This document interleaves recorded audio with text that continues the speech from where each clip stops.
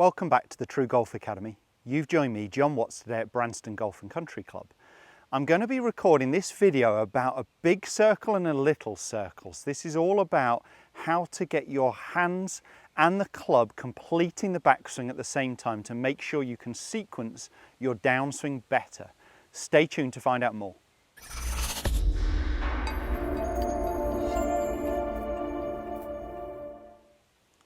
As mentioned, today's video is all going to be about the backswing to help you then sequence your downswing better. So what I'm talking about is the big circle and the little circle. The big circle is going to be the club. The little circle is going to be my hands. So my hands are moving on a circle around my body. So it is not up and down, of course, it's not horizontal, it is on a tilted axis here, but the club is having to move on a much bigger circle. It's further away from me, and of course we want this traveling at maximum club head speed. So what a lot of golfers are trying to do wrongly, I'm going to turn and face this camera actually, what a lot of golfers are doing wrongly is trying to keep the club so far away from their body that they don't allow their wrist to cock. So I'm just going to clear up wrist cock and wrist hinge very quickly. Cocking a gun, so up and down, wrist hinge this way, right and left, door opening and closing. So if we allow our wrist to cock up, you can see the club has travelled a lot further than my hands. If both are moving so wide in that first movement, they're both in the same position. This has now got a lot further to go than these. These only need to get to here. The club's got a long way to go. So what ends up happening is people complete their shoulder turn far too early and they end up collapsing to the top of the backswing. What we really want to see is your arm swing complete at the same time as your club. So if we can actually allow, this isn't losing width, I've still got this width here from my lead arm to the club shaft, my lead arm is nice and straight, but if I allow my wrist to cock, the club is traveling quicker than my hands, and it means both can complete at the same time. So when I finish my shoulder turn, my hand swing and the club swing cease. So that is our maximum. And we see so many golfers where they complete their shoulder turn early and then it tends to be more of a collapse with the hands and arms. We want, as I said, that club head traveling a lot quicker. And a great exercise, and I have used it before, is hold the club the wrong way round. So now we've got no weight on the end.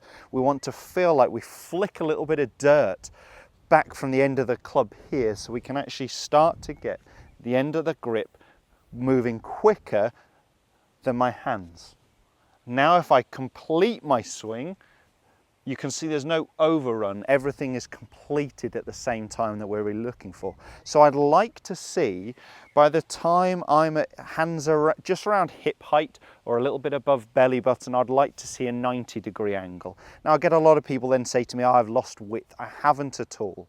I was still nice and wide here in my takeaway, but my wrist cock has meant the club is actually now starting to move up and a little bit quicker. We do not want to see something like this. So it is a nice still one-piece takeaway, but you can see my wrist cock is completing from knee to hip height here, and I've got that 90-degree angle. There are a couple of golfers who complete their wrist cock very late. If you looked at Sergio Garcia, very wide here, and he has a big difference, big change of direction on the downswing. That's fine, but for the majority of golfers, we are better off completing, as I said, our shoulder turn, our arm swing at the same time here, not trying to go wide, wide, wide, wide, wide, which can also cause a big lateral movement off the ball, but instead, I've still got plenty of width in that takeaway, but I'm allowing my wrist to cock up and that 90-degree angle, meaning that I complete my shoulder turn and hip turn at the same time. So that's what I'm really trying to feel.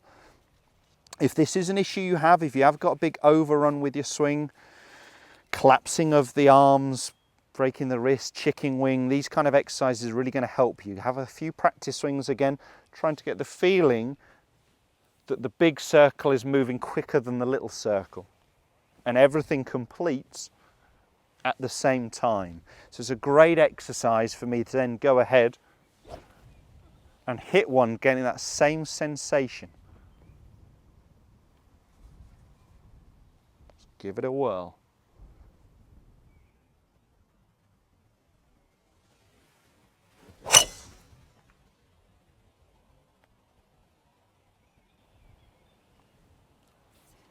That felt good, that felt nice and solid just down the left half of the fairway. But importantly, the club head of course was travelling a lot quicker than my hands, and you'll have seen no overrun at the top of the backswing, both completing at a very similar time. So when my shoulder turn finished, my good 90 degrees, that was when my arms stopped swinging rather than everything else moving on too much. That exercise, holding the club the wrong way around, is a great drill if you haven't tried it before. Let me know how you get on. Do post some comments and questions below. If you enjoy the content from the TruGolf Academy videos, please do give us the thumbs up and subscribe to the channel if you haven't already. It is for free. New videos every Monday, Wednesday and Friday at 5:30. Thanks guys, we'll see you soon.